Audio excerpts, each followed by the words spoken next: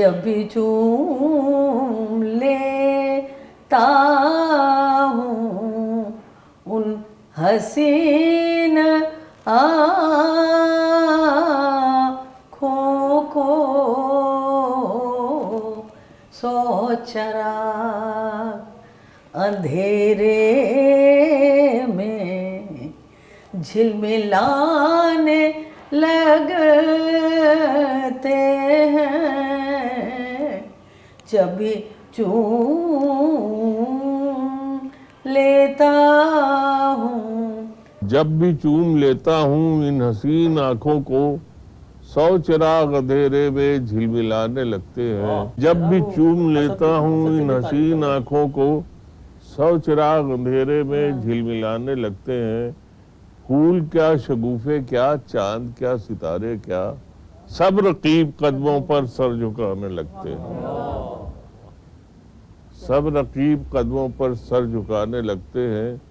رقص کرنے لگتی ہیں مورتیں اجنتا کی، رقص کرنے لگتی ہیں مورتیں اجنتا کی، مدتوں کے لب بستہ غار گانے لگتے ہیں۔ رقص کرنے لگتی ہیں، رقص کرنے لگتی ہیں، مورتیں اجنتا کی،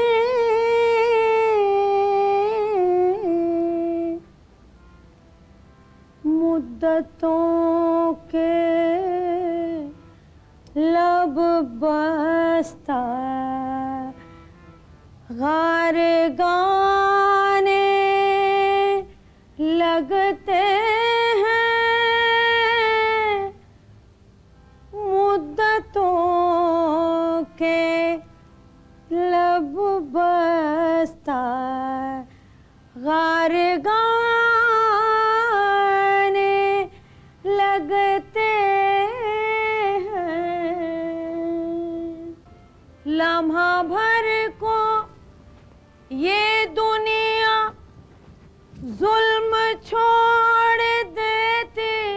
ہے، لمحے بھر کو یہ دنیا ظلم چھوڑ دیتی ہے۔ کیا کہنا ہوں میں شعر کی تعریف نہیں کر رہا ہوں، میں ادائیگی کی تعریف۔ میں نے ان کی ایک اور پوئم لی، سانپ اس کا ٹائٹل۔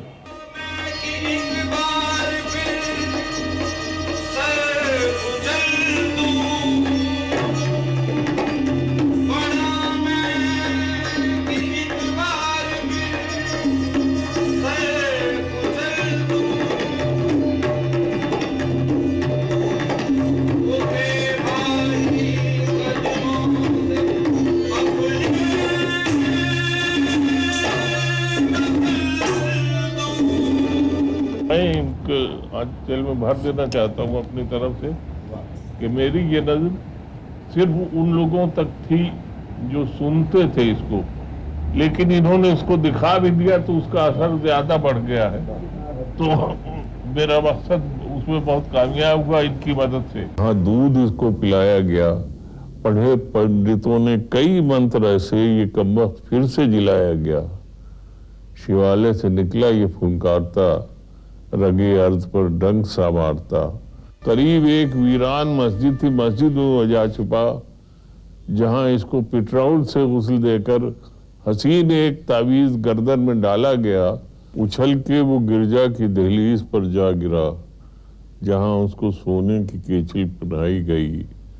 سلیب ایک چاندی کی سینے پر اس کے سجائی گئی، ہندو نہیں ہے مسلمان نہیں،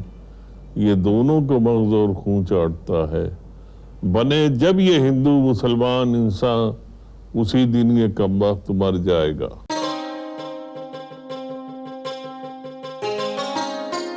اردو کے ممتاز شاعر کیفی اعظمی اعظم گڑھ میں پیدا ہوئے۔ وہ حصول تعلیم کے لیے لکھنؤ آئے اور اس زمانے میں یہاں کی سب سے بڑی درسگاہ سلطان المدارس و جامعہ سلطانیہ میں داخلہ لیا اور یہاں ہاسٹل کی زندگی گزاری، لیکن مدرسے کی تعلیم اور یہاں کی سختی پسند نہ آئی تو کانپور چلے گئے اور یہیں سے ان کی شاعری کا آغاز ہوا۔ ان کی انقلابی شاعری سے پی سی جوشی بے حد متاثر ہوئے اور وہ اپنے ساتھ کیفی کو ممبئی لے گئے۔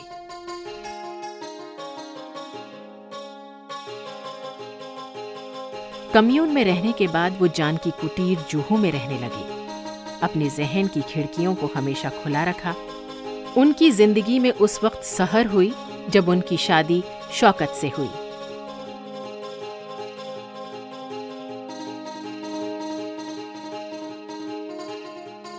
شگفتگی کا لطافت کا شاہکار ہو تم، فقط بہار نہیں حاصل بہار ہو تم، تمہارے جسم میں پوشیدہ ہیں ہزاروں راگ، نگاہ چھیڑتی ہے جس کو وہ ستار ہو تم۔ حیدرآباد میں وہ آئے تھے اور یہ معلوم کر کے کہ سردار جعفری، مجروح سلطان پوری، کیفی اعظمی یہ سب آئے ہوئے ہیں اور میری بہن کے گھر میں ہی ٹھہرے ہیں، تو مجھے بھی ذرا وہ تھا، خواہش تھی کہ ان لوگوں سے ملوں، کیونکہ یہ پوئٹ بھی ہیں اور بہت انٹیلیجنٹ لوگ ہیں۔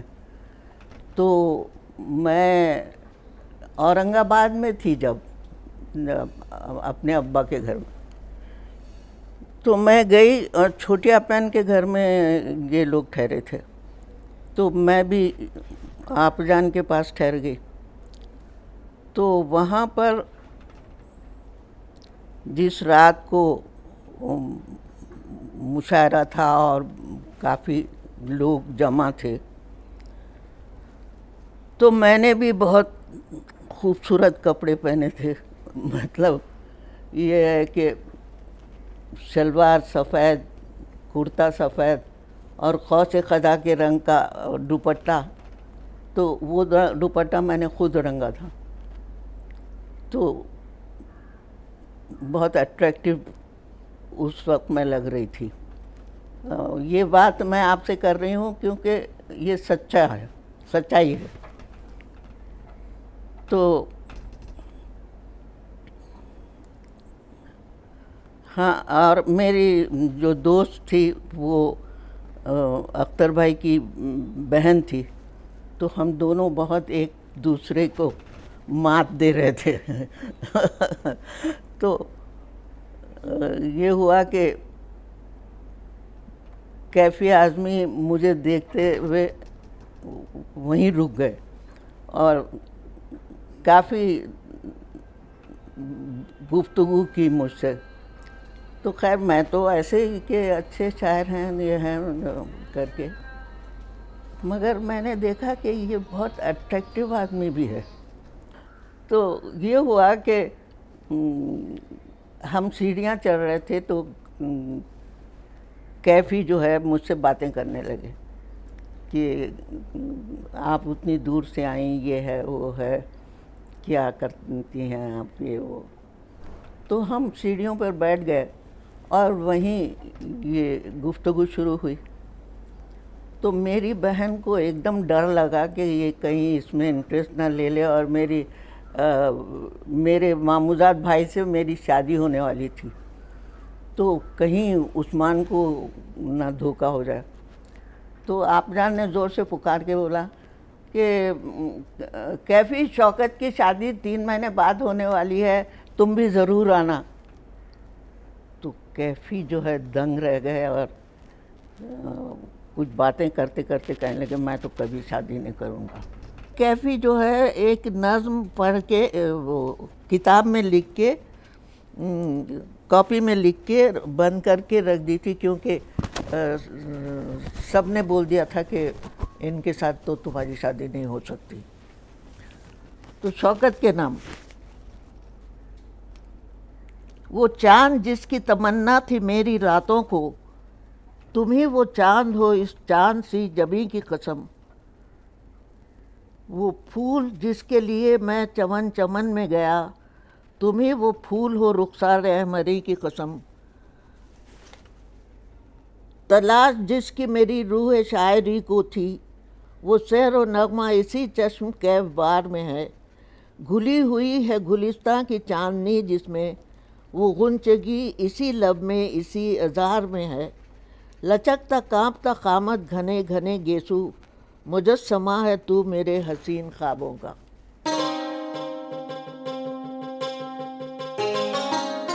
کیفی جب بمبئی جاتے ہیں تو ان کو ایک اور بہت ہی صحت مند ادبی ماحول بمبئی میں ملتا ہے، اور وہاں مزدوروں کی جو تنظیمیں ہیں ان مزدوروں کی تنظیموں کے ساتھ مل کر کے اس پوری تحریک کو آگے بڑھاتے ہیں۔ وہ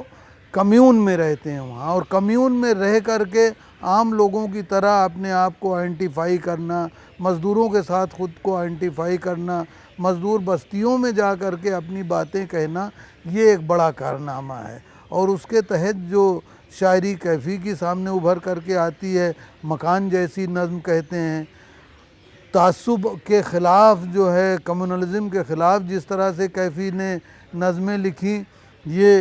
وہیں بیٹھ کر کے اس سے جو انہیں وہ ماحول ملتا ہے اس سے طاقت حاصل کرتے ہیں۔ اور یہی نہیں بلکہ آزادی کی تحریک سے متاثر ہو کر کے کہ ہر طرح کی ظلم و زیادتی کا مقابلہ کرنے کا جو حوصلہ ہے، اس حوصلے کے تحت جس طرح کے شعر کیفی کہتے ہوئے نظر آتے ہیں کہ اعلان حق میں خطرہ دار و رسن تو ہے، لیکن سوال یہ ہے کہ دار و رسن کے بعد، یہ سوال کھڑا کرتے ہیں۔ کیفی جو ہے مزدوروں کی حالت کو دیکھ کر کے کہ مکان جیسی نظم کے آج کی رات بہت گرم ہوا چلتی ہے، آج کی رات نہ فٹ پاتھ پہ نیند آئے گی، تم اٹھو میں بھی اٹھوں، تم بھی اٹھو تم بھی اٹھو، کوئی کھڑکی اسی دیوار میں کھل جائے گی، آج کی رات نہ فٹ پاتھ پہ نیند آئے گی۔ اور پوری انسانی تاریخ کو جو ہے سامنے، اس کا تاریخ کا مطالعہ جس طرح سے ہے کیفی کا، کہتے ہیں کہ یہ زمین تب بھی نگل لینے کو آمادہ تھی، پری ہسٹورک پیریڈ، یہ زمین تب بھی نگل لینے کو آمادہ تھی، پاؤں جب ٹوٹتی شاخوں سے اتارے ہم نے، ان مکانوں کو خبر ہے نہ مکینوں کو خبر، ان دنوں کی جو گپھاؤں میں گزارے ہم نے، بجلیاں توڑ لیا آندھیاں توڑ لیا کرتی تھی شموں کی لویں، جڑ دیے اس لیے بجلی کے ستارے ہم نے، کی یہ دیوار بلند اور بلند اور بلند، بام و در اور ذرا اور سنوارے ہم نے، اور بن گیا قصر تو پہرے پہ کوئی بیٹھ گیا، سو رہے خاک پہ ہم شورش تعمیر لیے، آج کی رات بہت گرم ہوا چلتی ہے، آج کی رات نہ فٹ پاتھ پہ نیند آئے گی۔ اس طرح کی نظمیں جو ہے وہ کیفی کہتے ہیں، اور مزدور بستیوں میں جا کر کے انہیں جو مقبولیت حاصل ہوتی ہے، یا جو کمیونل ماحول ہے، اس کمیونل ماحول کو جو ہے جس طرح سے کیفی نے اپنے یہاں اس کی عکاسی کی ہے، بہت کم آپ کو یہ ملے گا۔ کیفی اعظمی کی شاعری کے 4 مجموعے شائع ہوئے: جھنکار، آخر شب، آوارہ سجدے اور ابلیس کی مجلس شورا، اور فلمی گیتوں کا مجموعہ میری آواز سنو۔ بعد میں ان کی کلیات کیفیات کے نام سے منظر عام پر آئی۔ ان پر بہت سے مستند قلمکاروں نے کتابیں تحریر کی اور ان کی شعری خدمات کا اعتراف کیا۔ ان کی کتاب آوارہ سجدے کے خلاف کچھ شدت پسند افراد نے مخالفت کی اور کتاب کو ضبط کرنے کے ساتھ انہیں جیل میں ڈالنے کا مطالبہ بھی کیا۔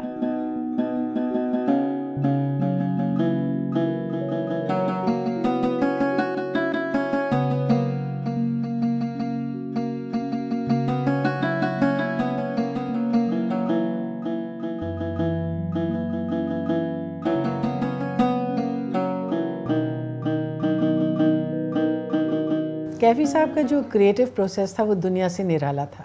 عام طور پہ یہ دیکھا گیا ہے کہ جب کوئی شاعر لکھ رہا ہوتا ہے یا کوئی رائٹر لکھ رہے ہوتے ہیں تو پورے خاندان کو یہ بتایا جاتا ہے کہ یہ بہت اہم کام کر رہے ہیں اور اس لیے دبے پاؤں ان کے کمرے کے سامنے سے جاؤ اور بالکل بھی شور مت مچاؤ، لیکن ابا کے ساتھ ایسا کچھ نہیں ہوتا تھا۔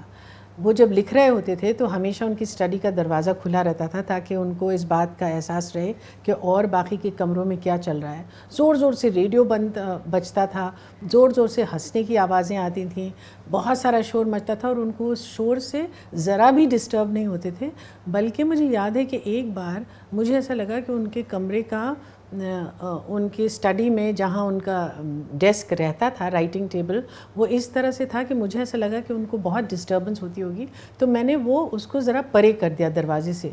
ابا لکھ ہی نہیں پائے, اور انہوں نے کہا نہیں, مجھے اس طرح سے اپنے کمرے میں بالکل الگ مت کر دو, میرے لیے ضروری ہے کہ میں جانوں کہ باقی کے لوگ, بچے, بیوی, سب لوگ کیا کر رہے ہیں. تو یہ ان کا طریقہ بالکل مختلف تھا. اوپر سے میں نے ہمیشہ یہ نوٹس کیا تھا کہ جب ان کو کوئی ڈیڈ لائن میٹ کرنی ہوتی, یعنی کہ کوئی فلم کا گانا آج رات ختم کرنا ہی ہے تاکہ کل صبح میں اس کو دے دیں ڈائریکٹر کو,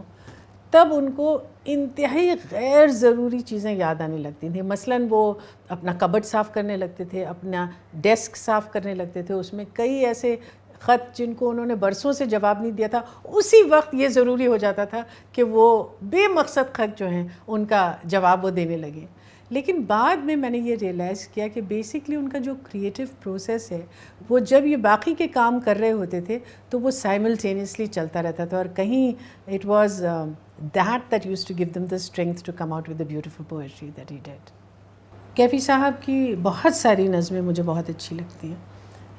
ظاہر ہے کہ اول نمبر میں عورت کا ہی لوں گی, جو کہ آج سے 65 سال پہلے انہوں نے لکھی تھی. اٹھ میری جان میرے ساتھ ہی چلنا ہے تجھے. اس میں غیر معمولی نظم ہے وہ, اور آپ دیکھیے اتنے سالوں پہلے انہوں نے لکھی تھی اور آج بھی وہ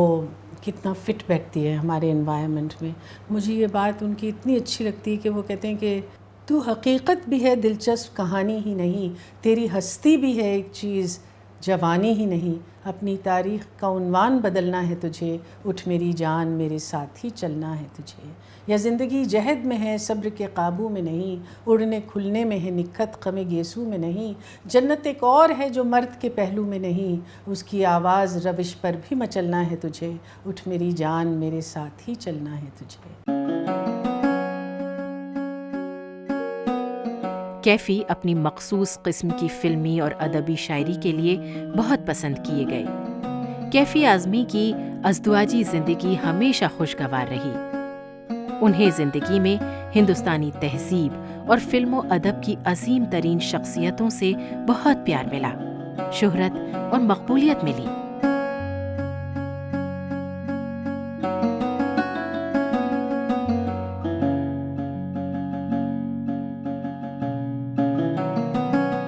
میں کیفی اعظمی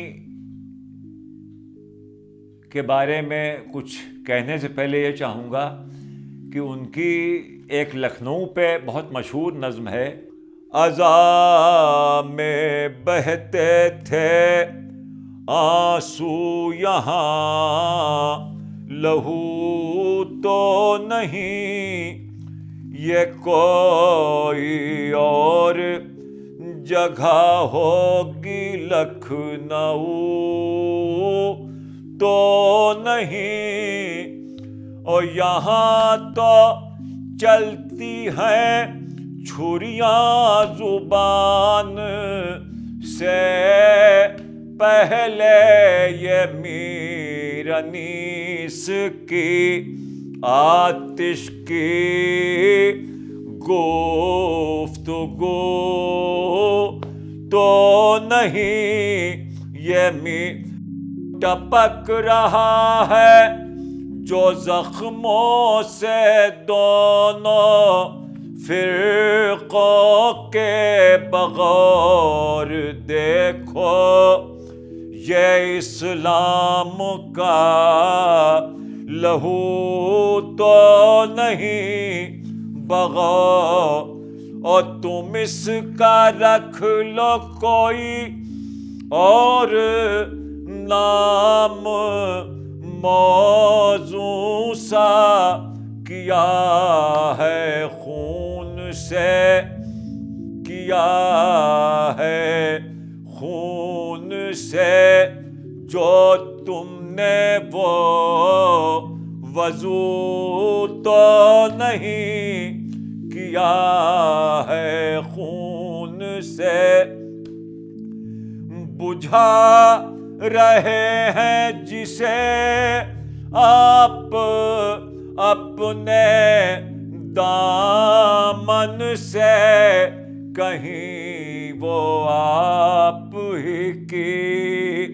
शम्मे आरज़ू तो नहीं, कहीं वो और समझ के माल मेरा तुमने जिसको लूटा है, समझ के माल मेरा जिसको तुमने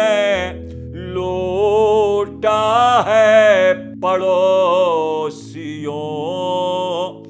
वो तुम्हारी आबरू तो नहीं, पढ़ो अज़ा में बहते थे आंसू यहाँ, लहू तो नहीं, ये कोई और जगह होगी लखनऊ। अपने वालिद कैफी आज़मी की याद में शबाना आज़मी यूपी हुकूमत की माली इमदाद से all India Kaifi Azmi academy की तामीर के लिए सरगर्म अमल हैं। तो कैफ़ी साहब ने अगर औरत के हुकूक़ के बारे में लिखा तो ये कोई एक पॉलिटिकली राइट बात है इसलिए नहीं लिखा, बल्कि वो इस पे यकीन रखते थे। और उसके दो ज़िंदा सबूत, एक शौकत कैफ़ी और एक शबाना आज़मी उनकी ज़िंदगी में है कि उन्होंने अपनी बेटी को कैसे पाला, उनके अपनी बीवी से क्या मरासिम थे, वो उसमें क्या हिफ्ज़ मरातिब थे, वो आप जानते हैं। अगर उन्होंने सेकुलरिज्म के बारे में लिखा तो सेकुलरिज्म जो है वो एक उनके लिए खोखला नारा नहीं था या कोई लोगों के दिल जीतने का हरबा नहीं था, ना वोट हासिल करने का, बल्कि वो उनके जीने का तरीक़ा था। वैसे ही रहते थे वो इंसान था कि जो सोचा वो किया, जो कौल था वही फ़ेल था। तो उनके जाने के बाद मैंने एक नज़्म कही जो कि बहरहाल मेरा एक हक़ीर सा इज़हार अक़ीदत है उनकी तरफ। नज़्म का उन्वान है अजीब आदमी था वो, अजीब आदमी था वो, मोहब्बतों का गीत था, बगावतों का राग था, कभी वो सिर्फ फूल था, कभी वो सिर्फ आग था, अजीब आदमी था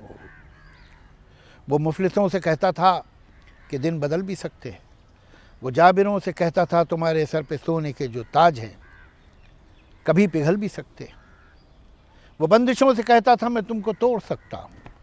सहूलतों से कहता था मैं तुमको छोड़ सकता हूँ, हवाओं से वो कहता था मैं तुमको मोड़ सकता हूँ, वो ख्वाब से ये कहता था कि तुझको सच करूँगा मैं, वो आरज़ू से कहता था मैं तेरा हम सफ़र हूँ, तेरे साथ ही चलूँगा मैं, तू चाहे जितनी दूर भी बना ले अपनी मंजिलें, कभी नहीं थकूँगा मैं। वो ज़िंदगी से कहता था कि तुझको मैं सजाऊँगा, तू मुझसे चाँद मांग ले, मैं चाँद लेके आऊँगा। वो आदमी से कहता था कि आदमी से प्यार कर, उजड़ रही है ये ज़मीं कुछ इसका अब सिंगार कर, अजीब आदमी था वो ज़िंदगी के सारे गम, तमाम दुख, हर एक सितम से कहता था मैं तुमसे जीत जाऊँगा, कि तुमको तो मिटा ही देगा एक रोज़ आदमी, भुला ही देगा ये जहाँ, मेरी अलग है दास्तां। वो आँखें जिनमें ख्वाब है, वो दिल है जिनमें धड़कनें, वो बाजू जिनमें है सकत, वो होंठ जिन पे लफ्ज़ है, रहूँगा उनके दरमियाँ कि जब मैं बीत जाऊँगा, अजीब आदमी था वो।